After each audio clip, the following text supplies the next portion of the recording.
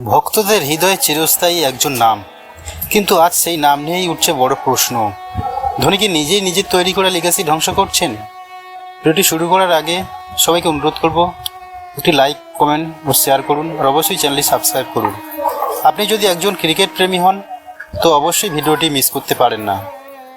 প্রিয় দর্শক, প্রতি ম্যাচের সঙ্গে কি ধোনি সাহেব নিজেই গড়া লিগ্যাসি ধ্বংস করছেন? ক্রিকেট বিশ্বে যখন ফিনিশার শব্দটা আসে, চোখ বন্ধ করেও আমরা মনে করি MS ধোনিকে, কিন্তু আজ যখন তিনি 26 বল খেলে মাত্র একটি বাউন্ডারি মারেন, প্রশ্ন তোলা তো স্বাভাবিক। IPL 2023-এর ফাইনাল ছিল এক স্বপ্নের মুহূর্ত। সেদিন রাবারের মতো ম্যাচে জাদেজার ব্যাটে জয় এবং সব কিছুর উপরে ধোনির নেতৃত্বে চেন্নাইয়ের পঞ্চম ট্রফি। ফ্যানেরা চেয়েছিলেন সেখানেই হোক শেষ, একটি পারফেক্ট গুড বাই। কিন্তু না, ধোনি ফিরে এলেন, আর প্রত্যাবর্তন হচ্ছে খুব নীরব, যেন নিজেই নিজেকে ছোট করে ফেলেছেন। ম্যাচে যখন 30 বলে 78 রান দরকার, তখন ধোনি ও বিজয় শঙ্করের ব্যাটে শুধু টুকটাক রান।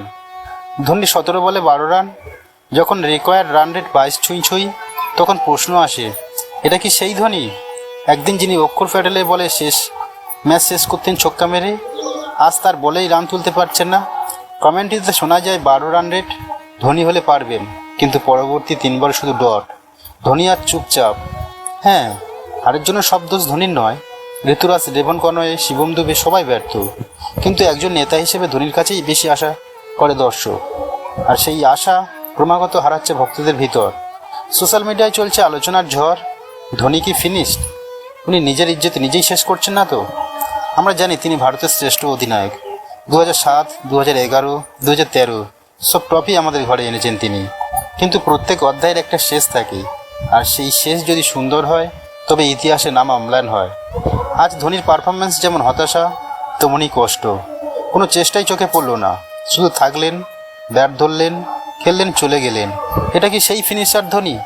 আর এই কারণেই বড় প্রশ্নটা উঠে আসে, ধোনি এবার কি সময় হয়নি সুন্দরভাবে বিদায় জানানোর, নিজের গড়া ইতিহাসটাকে সম্মানের সঙ্গে শেষ করার? আপনার কি মনে করেন? কমেন্টে জানান আপনার মতামত। আর যদি